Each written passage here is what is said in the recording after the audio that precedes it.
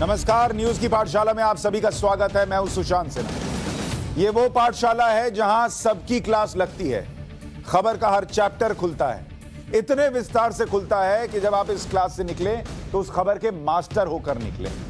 और इतना ही नहीं, न्यूज का फैमिली शो है तो देखना भी सबको है और समझ में आए सबको। ये तो मेरा काम है ना, करके दूंगा, गारंटी है। अटेंडेंस तो लगाइए। तो आइए शुरू करते हैं आज की पाठशाला।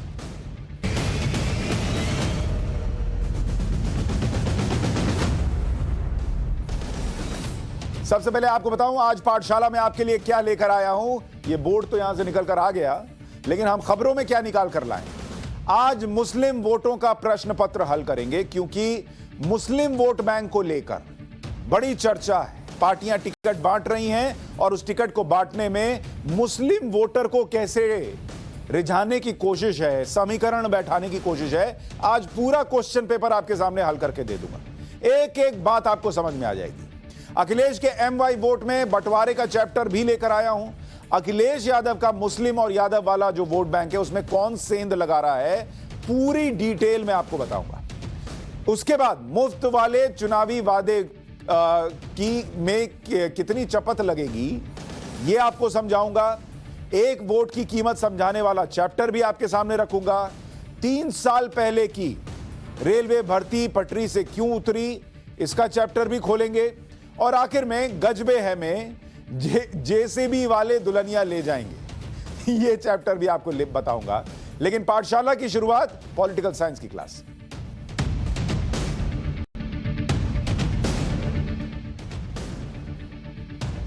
पाठशाला में सबसे पहले यूपी के मुस्लिम वोट का चैप्टर, क्योंकि पश्चिमी यूपी में समाजवादी पार्टी और RLD जाट और मुसलमान का समीकरण बनाने में जुटे हुए हैं। मायावती अलग चाल चल रही, इसी में ओवैसी भी आ गए। तो क्या अखिलेश यादव और जयंत चौधरी जो समीकरण बनाने में जुटे हुए हैं उसमें मायावती और ओवैसी सेंध लगाने में जुट गए? आज हम मुस्लिम वोटों से जुड़े हर सवाल को हल करें। और ये क्यों कह रहा हूं, आपको ये डेटा कहीं और नहीं मिलेगा, ये एनालिसिस कहीं और नहीं मिलेगा, ये मैं आपको दावे से कहता हूं। आप देखिए, जिस पश्चिमी यूपी की बात हो रही है, जिसमें शुरुआती चरण में वोट पड़ने हैं, उस पश्चिमी यूपी का जो समीकरण है वो क्या कहता है आपको समझना चाहिए। इस पश्चिमी यूपी को अगर आप देखेंगे, जिसमें पहले चरण में वोट पड़ना है, जहां पर किसान आंदोलन का प्रभाव होगा नहीं होगा, जाट क्या सोच रहा है नहीं सोच रहा है, इस पश्चिमी यूपी में 136 सीट आती है। ठीक है, कुल 136 सीट यहां पर है। और मुस्लिम उम्मीदवारों का जो गणित है, आप देखिए, मुस्लिम कैंडिडेट, इसमें अभी तक पार्टियों ने जितने उम्मीदवार उतारे हैं जरा उसका समीकरण देख लीजिए आप। अब बात करता हूं BSP की। सबसे पहले BSP ने 109 सीट पर कैंडिडेट उतारे और इसमें से 109 में से 38 मुसलमान हैं, 38 मुस्लिम हैं। यानी अगर आप देखेंगे तो करीब करीब BSP के मौजूदा उम्मीदवारों में से 35% मुसलमान हैं। अब बात करिए SP और RLD की। SP प्लस RLD, इन्होंने कितनी सीट पर कैंडिडेट उतारे हैं? 131 सीट पर कैंडिडेट उतारे और इन 131 सीट में 32 मुस्लिम कैंडिडेट हैं। यानी अगर आप समाजवादी पार्टी के लिए देखने बैठेंगे तो यह आंकड़ा करीब 24% का बैठता है। यह अभी तक जो टिकट दिए गए हैं उसके बारे में बता रहा हूं। लेकिन अगर आप इसको 2017 से कंपेयर करने बैठिएगा तो 2017 में अगर आप देखिएगा, ये आप देख रहे हैं 2022, ये आप देख रहे हैं 2022, 2017 में SP प्लस कांग्रेस थी, तब RLD नहीं थी। और SP प्लस इन्होंने जो 136 सीट पर कैंडिडेट उतारे थे पश्चिमी यूपी में, उसमें से 43 मुस्लिम कैंडिडेट थे समाजवादी पार्टी के लिए। यानी अगर इसको आप देखने बैठिएगा तो करीब करीब 32% मुस्लिम कैंडिडेट थे 2017 में, जो घटकर 24% हो गए। और BSP के लिए अगर आप देखने जाइएगा, 2017 में BSP के लिए तो बीएसपी ने जो 136 सीटें हैं पश्चिमी यूपी की, वहां पर कितने मुसलमान कैंडिडेट उतारे थे? इन्होंने 51 मुस्लिम कैंडिडेट उतारे थे, 51 मुस्लिम। और अगर इसको आप परसेंटेज में देखिएगा तो करीब 38%। अब ये आंकड़ा अगर आप समझने बैठिएगा तो बड़ा दिलचस्प है कि बीएसपी के लिए अगर आप देखेंगे, इन्होंने जो मुसलमान कैंडिडेट को उतारा है, और अभी चूंकि 109 सीट है, अभी सीटें और बची हुई हैं, तो इनका आंकड़ा करीबन वही है, हो सकता है बढ़कर 35-38% के आसपास पहुंच जाए। लेकिन समाजवादी पार्टी के लिए देखिएगा, पहले कांग्रेस के साथ थे, इस बार आरएलडी के साथ है। इनका मुस्लिम कैंडिडेट का जो शेयर है वो 8% घट गया है और 131 पर इन्होंने कैंडिडेट उतार दिए। अब आप कहेंगे कि क्या समाजवादी पार्टी का मुसलमानों से मोह भंग हो गया? इनका तो कोर वोटर था, ऐसे कैसे हो गया कि 24% हो गया, 32% से 8% का लॉस कैसे हो गया? तो ये सिर्फ इस आंकड़े में समझ में नहीं आएगा, वो मैं आपको समझाऊंगा। उसको समझने के लिए आपको ये देखना होगा कि 2017 में मुस्लिम वोट किसको गया था। समाजवादी पार्टी को, जो 2017 का उत्तर प्रदेश का चुनाव था, उसमें 45% मुस्लिम वोट समाजवादी पार्टी को गया। बीएसपी को 19%, कांग्रेस को 19% और बीजेपी को 6% मुसलमानों का वोट गया। यानी बल्क में वोट जो है वो चला गया था समाजवादी पार्टी को। अब ये जो बीएसपी का 19% है, इसको पकड़ के रखिएगा, ये आगे काम आएगा।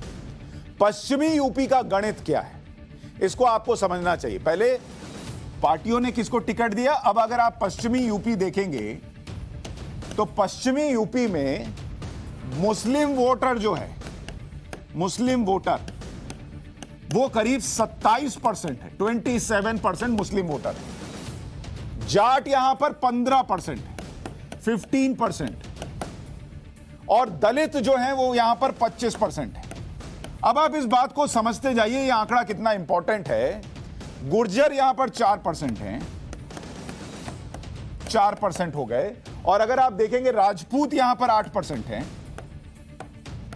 8%, और यादव जो है वो भी 8% है। तो ये कास्ट समीकरण है जो कि पश्चिमी यूपी में बैठता है।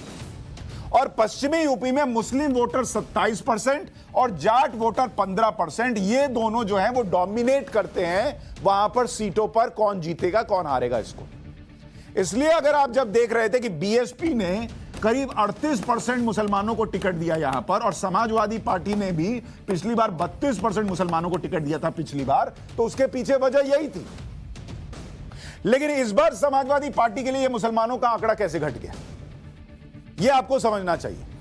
दरअसल समाजवादी पार्टी और आरएलडी ने बड़ी रणनीति से उम्मीदवार उतारे, और इसका उदाहरण मैं आपको देता हूं। जैसे 2 सीट की बात कीजिए, 2 जगहों की बात कीजिए, मुजफ्फरनगर और मुरादाबाद। अब मुरादाबाद में 47% मुस्लिम और 52% हिंदू हैं। लेकिन बहुत ध्यान रखिए, 47% मुस्लिम आबादी यहां पर, 52% हिंदू है। यहां सभी की सभी 6 सीटों पर समाजवादी पार्टी ने कैंडिडेट उतारे और मुस्लिम कैंडिडेट उतारे। मुजफ्फरनगर में 42% मुस्लिम आबादी है, 57% हिंदू हैं, और यहां की 6 सीटों पर समाजवादी पार्टी गठबंधन ने कोई मुसलमान नहीं उतारा। अब आपका दिमाग चकरा जाएगा कि भाई ये कैसा समीकरण बैठ रहा है कि जिस मुजफ्फरनगर में 42% मुस्लिम है, वहां एक मुसलमान कैंडिडेट नहीं उतार रहे ये लोग, और जिस मुरादाबाद में 47% मुसलमान है, वहां 6 के 6 मुसलमान कैंडिडेट उतार दे रहे हैं। यह क्या गड़बड़ है? यह पॉलिटिक्स है। अब मैं आपको समझाता हूं कि यह क्या समीकरण बैठा है। समाजवादी पार्टी और आरएलडी के गठबंधन में सीट शेयरिंग फॉर्मूले के तहत मुरादाबाद की सभी 6 सीटें किसको दी? समाजवादी पार्टी को। तो मुरादाबाद के समाजवादी पार्टी के सभी 6 कैंडिडेट कौन से हैं वो देख लीजिए। मुरादाबाद नगर मोहम्मद यूसुफ अंसारी, मुरादाबाद देहात मोहम्मद नासिर, ठाकुरद्वार नवाब जान, कुंदर की जियाउर रहमान, बिलारी फहीम इरफान, कांट कमाल अख्तर। यानी इस रीजन में 6 के 6 सीट पर समाजवादी पार्टी लड़ रही है, तो वहां 6 के 6 इन्होंने मुसलमान उतार दिए। क्योंकि समाजवादी पार्टी अपने कोर वोटर 45% मुसलमानों पर अपना दांव लगा रही है और इसलिए मुस्लिम कैंडिडेट उतार रही है। लेकिन मुजफ्फरनगर में रणनीति चेंज हो गई। यहां की 6 सीटों में से 5 सीट पर आरएलडी चुनाव लड़ रही है और 1 सीट पर समाजवादी पार्टी और एक भी मुस्लिम कैंडिडेट नहीं। अब आप यह समझिए, जरा कैंडिडेट्स देखिए किसको उतारा गया है। मुजफ्फरनगर में आरएलडी का कैंडिडेट, मुजफ्फरनगर शहर में सौरभ स्वरूप आरएलडी का कैंडिडेट, मुजफ्फरनगर के बुढ़ाना में राजपाल बालियान आरएलडी का कैंडिडेट, खतौली में राजपाल सैनी आरएलडी का कैंडिडेट, इसके बाद मीरापुर में चंदन चौहान आरएलडी का कैंडिडेट, पुरकाजी में अनिल कुमार आरएलडी का कैंडिडेट और एक सीट जो मुजफ्फरनगर में दी गई वो चरथावल में पंकज मलिक को समाजवादी पार्टी ने दे दी। यानी यहां भी भयंकर तौर पर मुस्लिम आबादी होने के बावजूद, जबरदस्त संख्या में मुस्लिम आबादी होने के बावजूद सारे 6 कैंडिडेट इन्होंने उतारे, जो कि उसमें से 5 आरएलडी के हैं और जाट समुदाय के हैं। अब आपको थोड़ा समझना होगा यह गणित क्या बैठ रहा है।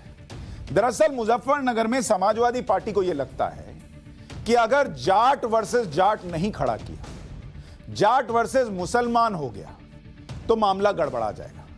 इसलिए 5 की 5 सीट, 6 में से 5 सीट एक तो आरएलडी को दे दी और उनको वहां पर जाटों को उतारने का मौका दिया और एक सीट जो खुद भी ली वहां भी उन्होंने मुस्लिम कैंडिडेट नहीं उतारा, ताकि वो जो बीजेपी भी कह रही है कि जाट वर्सेस मुसलमान होने जा रहा है पश्चिमी यूपी में, उसका नुकसान ना उठाना पड़े। अच्छा, मुजफ्फरनगर में जिसकी हम बात कर रहे हैं, मुजफ्फरनगर ये जो सीट है, इसमें अगर आप देखेंगे मुजफ्फरनगर में एक विधानसभा सीट पड़ती है मीरापुर। अब अगर आप देखेंगे 2017 का नतीजा देखिए यहां का इस मीरापुर सीट का, तो आपको समझ में आ जाएगा कि मैं क्या कह रहा हूं। यहां पर अवतार सिंह बढ़ाना ये बीजेपी के कैंडिडेट थे जो जीते थे 2017 में, और इनको कितना वोट आया था? 69,035 वोट इनको आया था, 35 वोट, और ये अभी आरएलडी में चले गए। अब आप देखिए यहां पर 2017 के चुनाव में लियाकत अली उतरे थे किसकी तरफ से? लियाकत अली उतरे थे समाजवादी पार्टी की तरफ से, एसपी के कैंडिडेट थे, और इनको 2017 में कितना वोट आया था? 68,842 वोट इनको आया था। अब आप समझिए कितना कमाल है। और बीएसपी के उम्मीदवार थे आलम साहब, ये बीएसपी के थे, इनको कितना वोट आया था? इनको वोट आया था 39,685 वोट। अब आप कमाल की बात देखिए, कमाल की बात है कि जो बढ़ाना साहब जीते और जो लियाकत अली भाई हार गए, इनके बीच जीत का अंतर कितना था? 193 वोट।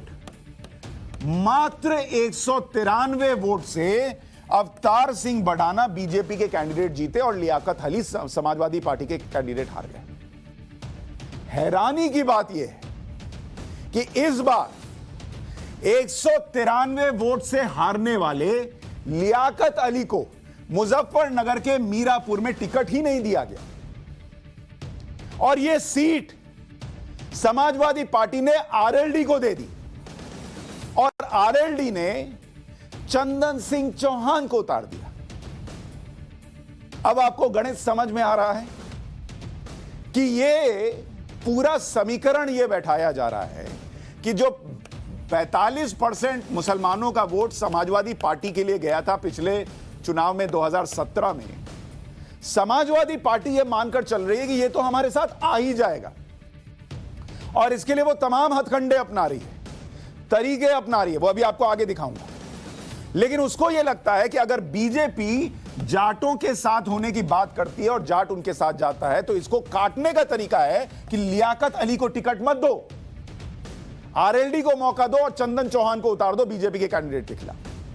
आरएलडी जाट और जाट की लड़ाई में जाट का वोट बटेगा, लेकिन सपा का जो मुस्लिम वोट बैंक है वो हमारे लिए एड ऑन हो जाएगा, प्लस।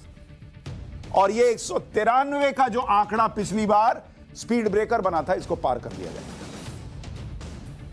यह समीकरण बैठा है कि मुरादाबाद में 6 मुस्लिम कैंडिडेट, मुजफ्फरनगर में एक भी नहीं। लेकिन मायावती और ओवैसी पश्चिमी यूपी में समाजवादी पार्टी और आरएलडी गठबंधन की सधी हुई इस रणनीति को बिगाड़ रहे हैं। मुस्लिम कैंडिडेट किन किन सीटों पर टकरा रहे हैं, इसे आपको देखना चाहिए। बहुत दिलचस्प है, इसको देखिए। यूपी का पूरा समीकरण आपको समझ में आएगा। अब जैसे सहारनपुर की बेहट सीट है, यहां से बीएसपी के कैंडिडेट हैं रईस मलिक, समाजवादी पार्टी के हैं उमर अली खान और एआईएमआईएम के हैं अमजद अली। अब यहां 3 मुस्लिम कैंडिडेट उतर गए और बेहट सीट का जो गणित है वो क्या कहता है, जिस बेहट सीट की बात कर रहा हूं, बेहट, यहां पर मुस्लिम वोटर जो है, मुस्लिम वोटर यहां पर इस सीट पर करीब करीब 1,50,000, 1.5 लाख है। 2017 में जीत का अंतर यहां पर कितना था, अगर आप देखने जाइएगा 25,586, ठीक है। और कांग्रेस के नरेश सैनी यहां से जीते थे और बीजेपी के कैंडिडेट रनर अप थे। अब आप देखिए, जो 1.5 लाख मुस्लिम वोटर है, इसमें 3 लोग दावेदारी ठोक रहे हैं, सपा, बीएसपी और एआईएमआईएम। अब अगर इसमें से मान के चलिए कि जो 20% सपा बीएसपी को पिछली बार 20% मुसलमानों का वोट मिला था, अगर इस 1.5 लाख में से 20% बीएसपी को चला जाता है, बीएसपी को, तो करीब करीब मान के चलिए कि 30,000 वोट चला जाएगा। और जीत का अंतर कितना था, 25,586।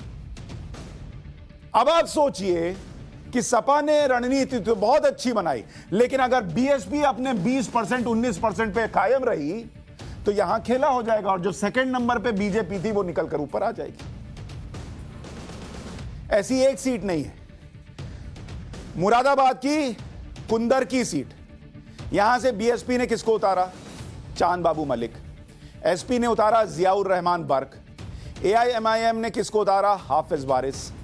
अब इस कुंदर की सीट का समीकरण समझिए। अभी आपको बेहट का बताया, इस कुंदरकी का देखिए। ये एक जगह नहीं हो रहा, आपको पूरे डेटा के साथ बता रहा हूं कि क्या उत्तर प्रदेश में चल रहा है। यहां मुस्लिम वोटर कितना हो गया, यहां मुस्लिम वोटर 2 लाख। 3 पार्टियां जिन्होंने मुस्लिम कैंडिडेट उतारा और 2017 में जीत का अंतर, आप देखिए, जीत का अंतर जो है वो कितना है, 10,821। 10,821। अब 2 लाख में से मायावती अगर 20% वोट भी ले गई तो 40,000 खा जाएंगी, उनकी पार्टी ले जाएगी। और यहां पिछली बार विजेता कौन थे, एसपी के मोहम्मद रिजवान। रनर अप कौन थी, बीजेपी। तो बहुत जबरदस्त मुकाबला चल रहा है। सपा ने रणनीति अच्छी बनाई, लेकिन उसमें दिक्कत बीएसपी और एआईएमआईएम कर रहे हैं। संभल सीट का उम्मीदवारी देख लीजिए। अगर आप संभल सीट का देखेंगे, अगर आपको संभल सीट का आपको दिखाता हूं, यहां पर कौन कौन है, बीएसपी के शकील अहमद कुरैशी उतार दिए, समाजवादी पार्टी ने इकबाल महमूद उतार दिया, एआईएमआईएम ने मुशीर तरीन उतार दिया। यहां समीकरण क्या कहता है, यहां मुस्लिम वोट करीब 2,20,000 है और 2017 में जीत का अंतर कितना था, करीब 19,272। जीता कौन था, इकबाल महमूद जीते थे समाजवादी पार्टी के, रनर अप बीजेपी। अब यहां बताइए 20,000 वोट जो है वो इधर से उधर आराम से हो गया तो क्या होगा। मेरठ की सियावल खास सीट है, बीएसपी ने किसको उतारा, मुकर्रम अली उर्फ नन्हे खान को। समाजवादी पार्टी ने उतारा गुलाम मोहम्मद को और रफत खान एआईएमआईएम के कैंडिडेट। अब बताइए, यहां मुस्लिम वोटर 1 लाख, जीत का अंतर 11,421 और 2017 का विजेता जितेंद्र पाल सिंह बीजेपी का। अब तीनों मुसलमान कैंडिडेट हैं, इसमें वोट बट गया तो बीजेपी दौड़ के निकल गई। मेरठ शहर की सीट, बीएसपी ने किसको उतारा, मोहम्मद दिलशाद कुरैशी। समाजवादी पार्टी ने उतारा रफीक अंसारी और एआईएमआईएम ने उतारा इमरान अंसारी। यहां पर मेरठ शहर का समीकरण जो आपको दिखा रहा हूं, मेरठ शहर में क्या हुआ था, मेरठ शहर इसका समीकरण भी देख लीजिए। मेरठ शहर में भी कमोबेश यही हाल था। मुस्लिम वोटर कितना? मुस्लिम वोटर 1,40,000। जीत का अंतर 28,000 से ज्यादा, 28,000 प्लस। और 2017 में कौन जीता? समाजवादी पार्टी के रफीक अंसारी जीते थे। रनर अप बीजेपी थी। 1,40,000 में अगर 20% वोट बीएसपी कैंडिडेट को चला गया तो 28,000 तो यहीं इधर से उधर हो जाएगा। और एआईएमआईएम वाले भाई भी तो हैं। तो बड़ा जबरदस्त मामला है। हापुड़ की धौलाना सीट है। हापुड़ की धौलाना सीट का मामला देख लीजिए। आपके लिए पूरा आंकड़ा बता रहा हूं, आपको कहीं और नहीं दिखेगा। हापुड़ की धौलाना सीट पर बीएसपी ने बासित प्रधान को उतारा है, सपा ने असलम चौधरी को उतारा है और एआईएमआईएम ने आरिफ अली। फिर 3 कैंडिडेट मुसलमान हो गए। और यहां समीकरण मुस्लिम वोटर 1,80,000। 2017 में जीत का अंतर मात्र 3,500 वोट। और यहां असलम चौधरी जीते थे बीजेपी रनर अप थी। मुस्लिम वोटों के बंटवारे का यही डर है कि पिछले कई दिनों से पश्चिमी यूपी में समाजवादी पार्टी गठबंधन के मुस्लिम कैंडिडेट्स के वीडियो आने लगे हैं। लेटेस्ट वीडियो आदिल चौधरी का है, जो मेरठ दक्षिण से समाजवादी पार्टी के कैंडिडेट हैं। इस वीडियो में आदिल चौधरी भड़काऊ बयानबाजी कर रहे हैं। पहले उस वीडियो को देखिए। बन रही है, इंशाअल्लाह इनको छोड़ेंगे नहीं। जिस तरीके से ये हमारे साथ जुल्म कर रहे हैं, इनसे बदला लिया जाएगा और इनको एहसास करा दिया जाएगा। आगे ये 100 बार सोचेंगे कि कैसे होता है, कैसे होते हैं। बन रही है, इंशाअल्लाह इनको छोड़ेंगे नहीं। जिस तरीके से ये हमारे साथ जुल्म कर रहे हैं, इनसे बदला लिया जाएगा और इनको एहसास करा दिया जाएगा। आगे ये 100 बार सोचेंगे कि कैसे होता है, कैसे होते हैं। समाजवादी पार्टी के कैंडिडेट कह रहे हैं कि हमारी सरकार आ गई तो इनको छोड़ेंगे नहीं। इसी तरह से नाहिद हसन के समर्थकों का वीडियो आया। नाहिद हसन कैराना से समाजवादी पार्टी के कैंडिडेट हैं और जेल में बंद हैं। नाहिद हसन के समर्थक बाहर लोगों को डरा धमका रहे हैं। क्या कह रहे हैं सुनिए।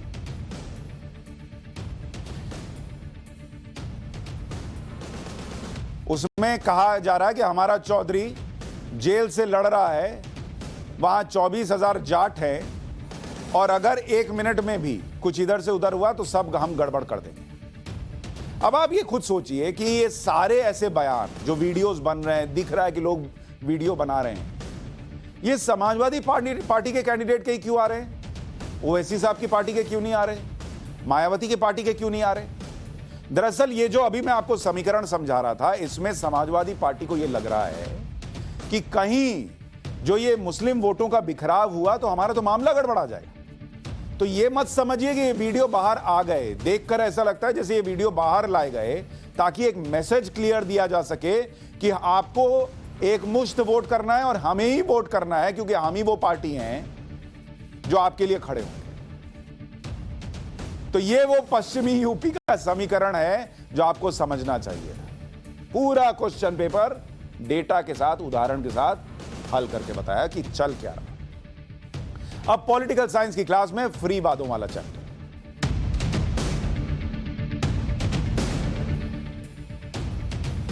आजकल आपने सोशल मीडिया पर एक मैसेज देखा होगा, आ जाता है ना, टन टन बजा और आपने देखा एक मैसेज आया।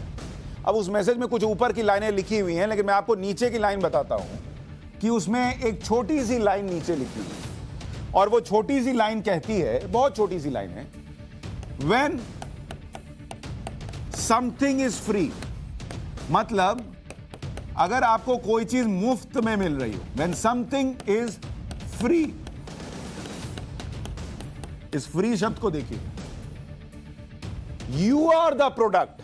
वो मैसेज कहता है यू आर द प्रोडक्ट, यानी जब आपको कोई चीज मुफ्त में मिल रही हो तो दरअसल उसमें सामान आप होते हैं, क्योंकि इस दुनिया में कोई चीज मुफ्त में नहीं मिलती। यह बात मुफ्त वाले चुनावी वादों पर भी लागू होती है कि जब आपको नेता कहते हैं फ्री फ्री फ्री तो उसमें प्रोडक्ट आप होते हैं। मुफ्त वाले चुनावी वादों पर आज सुप्रीम कोर्ट ने केंद्र और चुनाव आयोग को नोटिस भेजा और 4 हफ्ते में जवाब मांगा है। मुफ्त वाले चुनावी वादों के खिलाफ सुप्रीम कोर्ट में एक अर्जी लगाई गई थी, जिसमें यह मांग की गई कि चुनाव में फ्री वाले वादे करने को रिश्वत माना जाए और ऐसे दलों के खिलाफ कार्रवाई की जाए और इनके चुनाव चिन्ह जब्त कर लिए जाए। फ्री वाले चुनावी वादों पर आज chief justice of India V N. Ramana ने एक अहम बात कही। उन्होंने कहा कि हम यह जानना चाहते हैं कि इसे रोका कैसे जाए। इसमें कोई संदेह नहीं कि यह गंभीर मामला है। फ्रीबी बजट आम बजट से भी ज्यादा हो जाता है और कोर्ट ने भी देखा है कि फ्री के चुनावी वादों की वजह से कई बार कुछ पार्टियों को चुनाव में लेवल प्लेइंग फील्ड नहीं मिलता। सीमित दायरे में कोर्ट इतना ही कर सकता था कि कोर्ट ने चुनाव आयोग को इस पर गाइडलाइंस बनाने के निर्देश दे दिए। जिस केस में सुप्रीम कोर्ट ने चुनाव आयोग को चुनावी वादों पर गाइडलाइंस बनाने के लिए कहा था, उस केस का भी सुप्रीम कोर्ट में जिक्र हुआ। यह केस था सुब्रमण्यम बालाजी वर्सेस तमिलनाडु राज्य। और इस केस में सुप्रीम कोर्ट ने कहा था कि चुनावी घोषणा पत्र में किए गए वादों को जन प्रतिनिधित्व अधिनियम 1951 की धारा 123 के तहत करप्ट प्रैक्टिस नहीं माना जा सकता। कोर्ट ने कहा था कि चुनाव आयोग राजनीतिक दलों से चर्चा करके घोषणा पत्र के वादों पर दिशा निर्देश तैयार करें और इसे आदर्श आचार संहिता में शामिल करें। पार्टियों के चुनावी वादों पर चुनाव आयोग की गाइडलाइंस तो हैं, लेकिन इन गाइडलाइंस को तोड़ने पर आज तक कोई एक्शन नहीं लिया। चुनाव आयोग की जो गाइडलाइंस हैं उसमें पार्टियों से कहा गया है कि घोषणा पत्र में ऐसे वादे मत कीजिए या न किए जाएं जिन्हें पूरा किया ही ना जा सके। वादे ऐसे किए जाएं जो तर्क संगत हो। वादे पूरा करने के लिए पैसे कहां से आएंगे, इसकी भी जानकारी दी जानी चाहिए। पार्टियों के घोषणा पत्र में संविधान के आदर्शों और सिद्धांतों के विरुद्ध कोई वादा नहीं होना चाहिए और इन वादों से आचार संहिता का उल्लंघन भी नहीं होना चाहिए, यह भी कहा गया। पार्टियों को ऐसे वादे करने से परहेज करना चाहिए जिससे निर्वाचन की निष्पक्ष प्रक्रिया पर असर पड़े या फिर मतदाताओं को अनुचित तरीके से प्रभावित किया जा सके। यह सब लिखा हुआ है, लेकिन लिखने के बाद भी हो तो रहा है। इस बार भी फ्री वाले चुनावी वादों की रेस लगी हुई है। मैं आपको पंजाब का उदाहरण देता हूं। पंजाब में आम आदमी पार्टी कह रही है कि हर महिला को 1000 रुपए प्रति महीने देंगे, 300 यूनिट तक फ्री बिजली देंगे, 20 लाख रुपए तक का ऑपरेशन भी मुफ्त में करा देंगे। यह आम आदमी पार्टी का फ्री फ्री फ्री। पंजाब में अकाली दल के वादे क्या है? बीपीएल परिवार की महिला को 2000 रुपए पर महीना देंगे, 400 यूनिट फ्री बिजली देंगे। तुमने 300 कहा, हम 400, तुम 1000 दोगे, हम 2000, 10 लाख रुपए तक का medical insurance free free free. Punjab में कांग्रेस का वादा क्या है? हर महिला को 2000 रुपए महीना देंगे, हर घर को 8 गैस सिलेंडर मुफ्त देंगे, कॉलेज जाने वाली हर छात्रा को स्कूटी दे देंगे।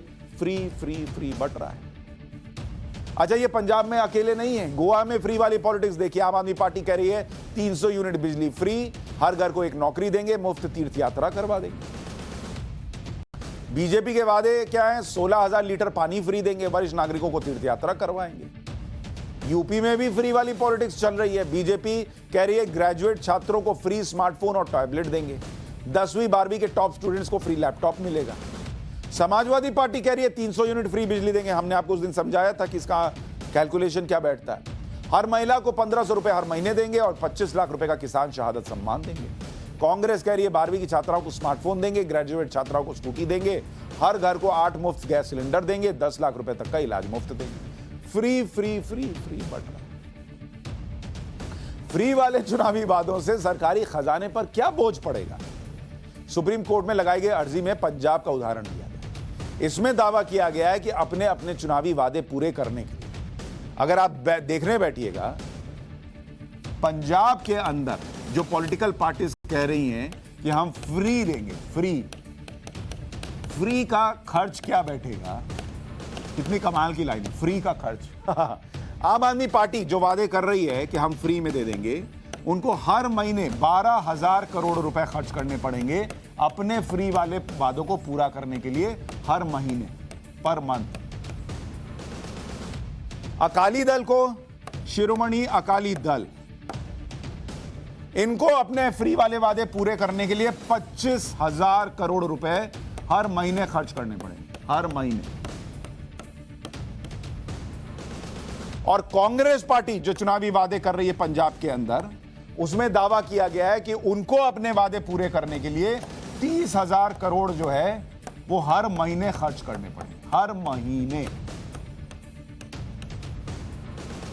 जबकि पंजाब का जीएसटी कलेक्शन जो है, जीएसटी कलेक्शन जो पंजाब का है वो अगर आप हर महीने का देखिएगा तो वो कितना बैठता है, वो 1300 से लेकर 1800 करोड़ रुपए हर महीने का बैठता है। इतना इनका जीएसटी में, मतलब हर महीने कमाई इनकी 1800 से 200 करोड़ रुपए होगी जीएसटी से, कुछ और वैट मिला लीजिए। लेकिन आम आदमी पार्टी 12,000 करोड़ अपने फ्री वादों में खर्च करेगी, 25,000 करोड़ साइड कर देंगे शिरोमणि अकाली दल और 30,000 करोड़ कांग्रेस कर देंगे। तो फ्री जब कुछ मिलता है तो प्रोडक्ट आप होते हैं। यह हाल तब है जब राज्य कर्ज के बोझ में दबा हुआ है। एसबीआई ने देश के 13 राज्यों पर कर्ज की रिपोर्ट तैयार की थी। उसके मुताबिक 13 राज्यों में जो कर्ज की रिपोर्ट है, और ये एसबीआई की रिपोर्ट है, कर्ज की रिपोर्ट पिछले 3 साल में जो प्रति व्यक्ति कर्ज है, प्रति व्यक्ति कर्ज वो पिछले 3 साल में कितना बढ़ा है आपको पता है? 16.4% बढ़ गया है, ऊपर चला गया। जबकि इन राज्यों की आय जो है वो राज्य की वो 21% नीचे आ गई है। कर्नाटक, झारखंड, मध्य प्रदेश, उत्तराखंड में प्रति व्यक्ति कर्ज 60,000 रुपए हो गया है। पंजाब के अंदर, जिस पंजाब में ये लोग मुफ्त में बांटने की बात कर रहे हैं, प्रति व्यक्ति जो कर्ज है 96,000 रुपए का कर्ज है प्रति व्यक्ति, मुफ्त में बांटेंगे। ऐसा नहीं है चुनाव में मुफ्त लैपटॉप या स्कूटी बांटने के वादे सिर्फ हमारे देश में होते हैं। दूसरे देशों में भी चुनाव के दौरान वोटरों को ऐसे ही वादे किए जाते हैं। मलेशिया, कीनिया, जर्मनी की बात करें तो वहां चुनाव में सस्ती कार, फ्री लैपटॉप, बुजुर्गों के लिए मुफ्त इलाज, ज्यादा पेंशन के वादे सब होते हैं। अपने यहां अकेले का मामला नहीं है। मलेशिया में एक पार्टी ने फ्री प्लास्टिक बैग बांटने का वादा किया। इसके अलावा कार की कीमत 20% कम करने जैसे वादे हुए। ये सब हुआ है मलेशिया में। ऐसे ही आइसलैंड के चुनाव में फ्री टॉवेल का वादा किया गया था। एक भाई साहब अभी आपको बताया था बीच में कि बाल लगवाने में आपको सब्सिडी देगी सरकार, वो भी वादा करके चुनाव लड़ रहे हैं। तो ये सब फ्री चल रहा है। लेकिन फ्री के बीच याद रखिए कि पैसा उगता नहीं ट्री में। ये हमारा आपका पैसा है, पेड़ में नहीं लगता है। तो नेताओं से पूछिए ये जो फ्री वाला कह रहे हो, इसके लिए पैसा मेरी कौन सी जेब से निकाले, और ये सब पर लागू है। पाठशाला में अब इलेक्शन की एक्स्ट्रा क्लास।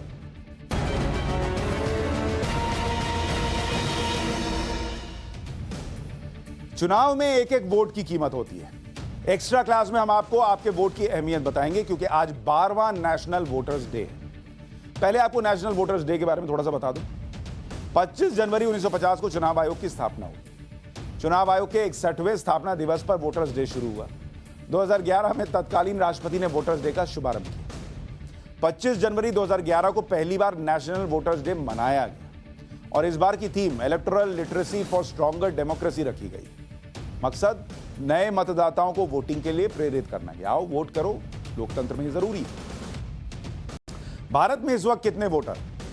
पुरुष जो हैं वो करीब 47.33 करोड़, महिला 43.85 करोड़, थर्ड जेंडर 39,000 करोड़ के आसपास है। 18 से 19 का जो एक ग्रुप है उसमें 1.5 करोड़ वोटर है और कुल मिला लीजिए तो करीब 91 करोड़ 19 लाख वोटर इस देश में।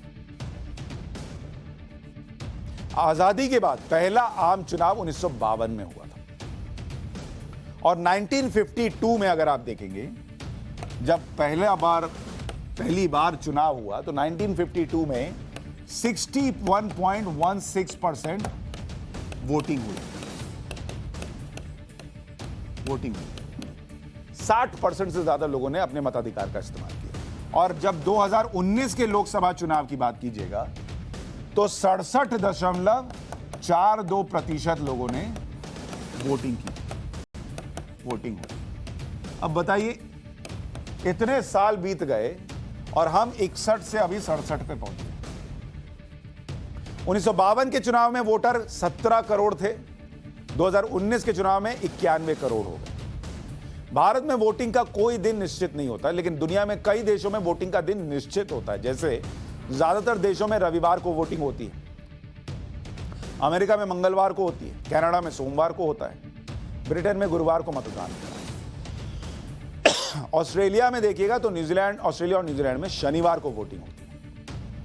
हमारे यहां वोटिंग कंपलसरी भी नहीं, लेकिन दुनिया के कई देशों में वोटिंग कंपलसरी है, और अगर वोटिंग नहीं की तो फाइन लग जाता है। जैसे दुनिया में करीब 33 देशों में वोटिंग अनिवार्य है, 19 देशों में वोटिंग न करने पर जुर्माना लगता है।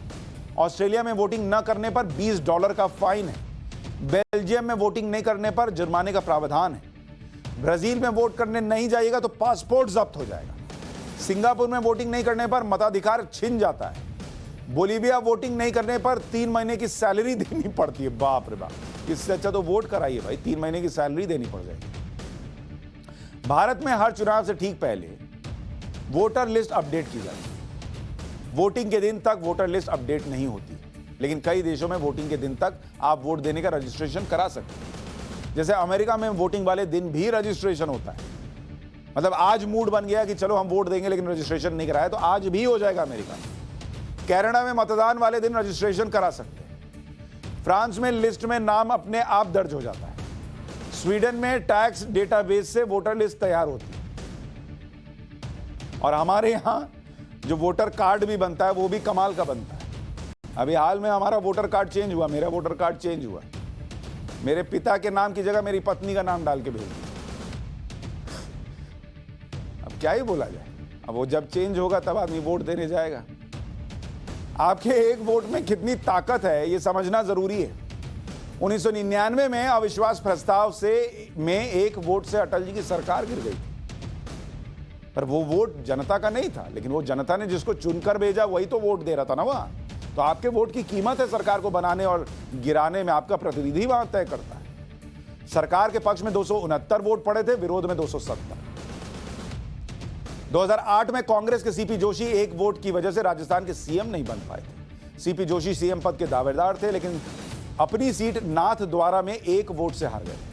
वोटिंग वाले दिन सीपी जोशी की पत्नी और बेटी मंदिर गई थी और वोट डालने नहीं गई। यह है एक वोट की कीमत। सरकारें गिर जाती हैं, सीएम बनने का सपना टूट जाता है।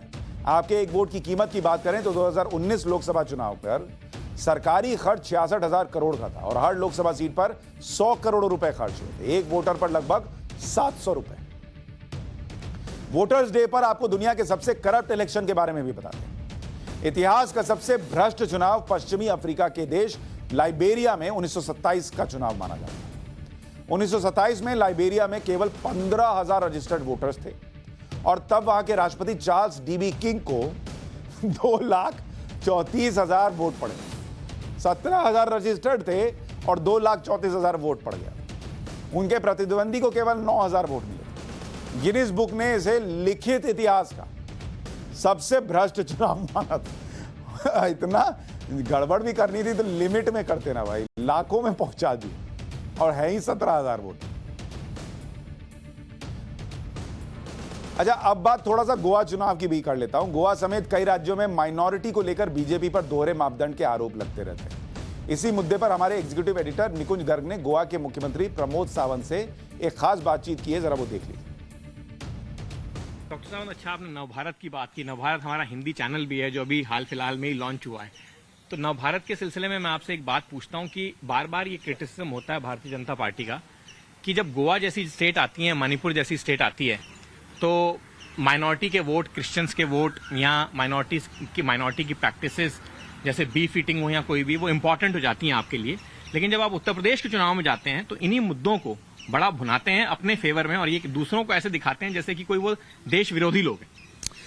बिल्कुल नहीं है। मैं एक बात बता देता हूं कि जो गोवा जैसे स्मॉल स्टेट्स में, जहां पे हम माइनॉरिटी के साथ में यहां पे रहते हैं, इतने सालों से जो प्रैक्टिस चली आ रही है उसके ऊपर कोई बैन नहीं कर सकते हैं, क्योंकि कंटिन्यूअसली यानी माइनॉरिटी का भी ध्यान में रखते हुए यानी we want to consider for them also. इसीलिए गोवा में जो लोग पहले से बीफ खाते आ रहे हैं तो उनके वो एक उनके लिए वो जिस तरह से वो खाते आ रहे हैं उसके लिए बैन कोई कर नहीं सकता है।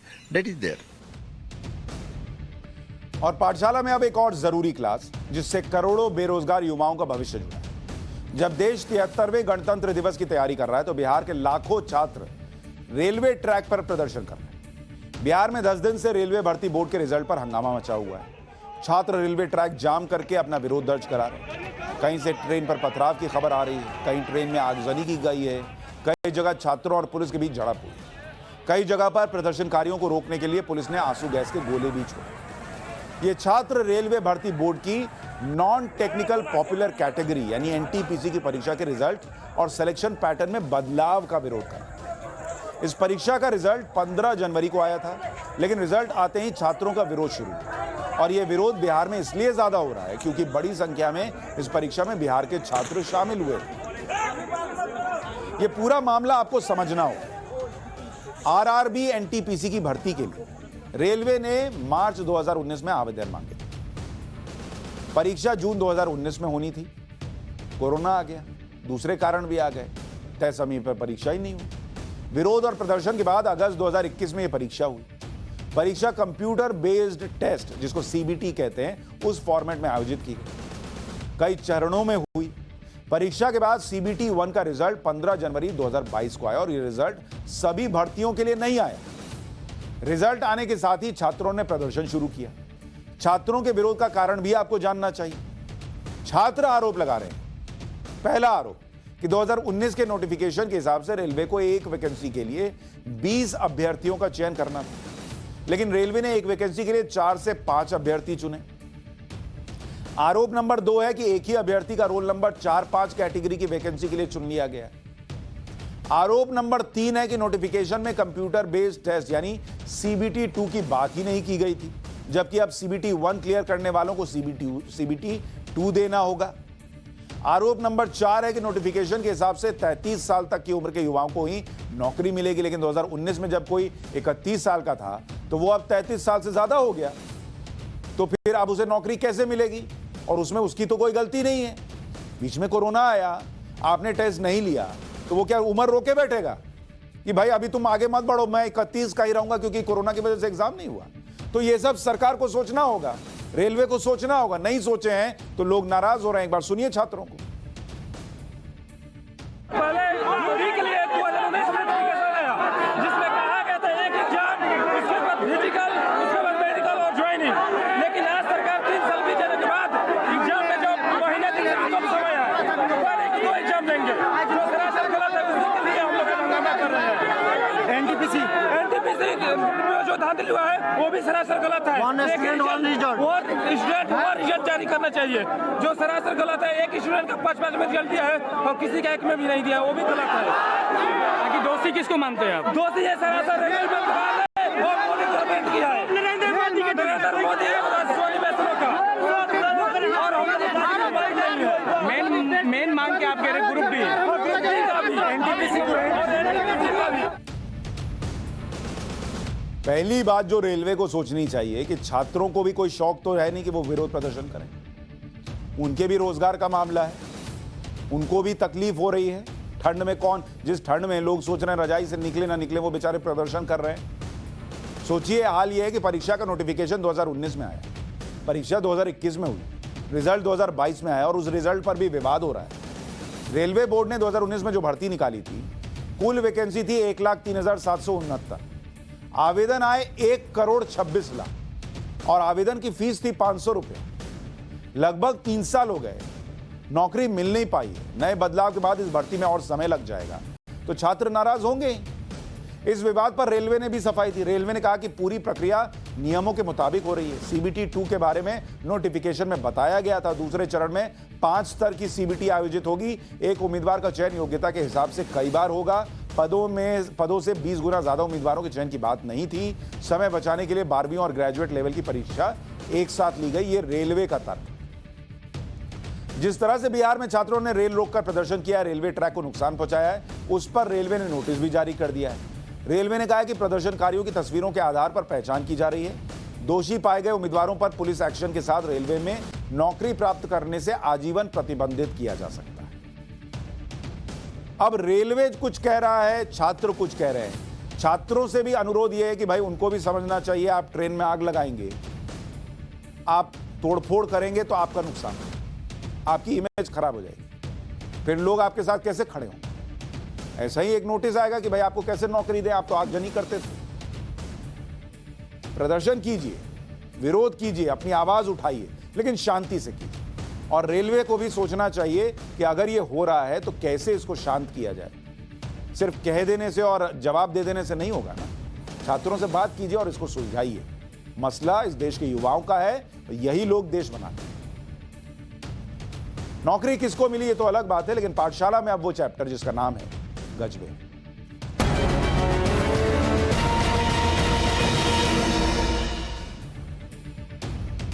एक वक्त था कि पुराने जमाने में बैलगाड़ी से बारात जाती थी, फिर ट्रैक्टर आया, फिर कार आई, आजकल लग्जरी कार आ गई, हेलीकॉप्टर से भी लोग बारात लेकर उतर जाते हैं। लेकिन बारात जब जेसीबी से चलने लगे तो कोई भी कहेगा कि गजबे है। दिलवाले दुल्हनिया ले जाएंगे सुना था, जेसीबी वाले दुल्हनिया ले जाएंगे ये आपने सुना था? ये तस्वीर हिमाचल के सिरमौर की है। दूल्हा घोड़ी पर नहीं जेसीबी पर सवार होकर अपनी बारात ले जा रहा है। दूल्हे के साथ बाराती जेसीबी में सवार होकर पहुंचे। और ऐसा नहीं है कि इस दूल्हे को घोड़ी या कार नहीं मिली, असल में बर्फबारी इतनी हो रही थी कि इन्हें घोड़ी की जगह जेसीबी चढ़नी पड़ी। जहां से बारात को गुजरना था उस रास्ते पर 3 फीट बर्फ जमा थी, सड़क बंद थी। पहले तो जेसीबी की मदद से सड़क से बर्फ हटाने की कोशिश की गई, लेकिन जब बात नहीं बनी तो जेसीबी में सवार होकर दूल्हा और बाराती आगे बढ़े। दुल्हन की विदाई जो है वो जेसीबी पर हुई और ये दूल्हा और दुल्हन की तस्वीर है जो जेसीबी पर चढ़ रहे हैं और इसी से जो है वो बाद में उतरते भी दिख रहे हैं।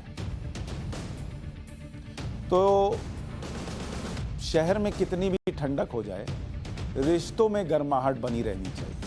और उसके लिए जो करना पड़े वो ठीक है, जेसीबी से भी बारात लेनी पड़े तो वो भी चलेगा। तो पाठशाला में आज के लिए इतना ही। आप भी सोचिएगा कि रिश्तों में गर्माहट के लिए और क्या किया जाए। बाकी कल तो मैं आऊंगा ही, अटेंडेंस पूरी होनी चाहिए। नमस्कार।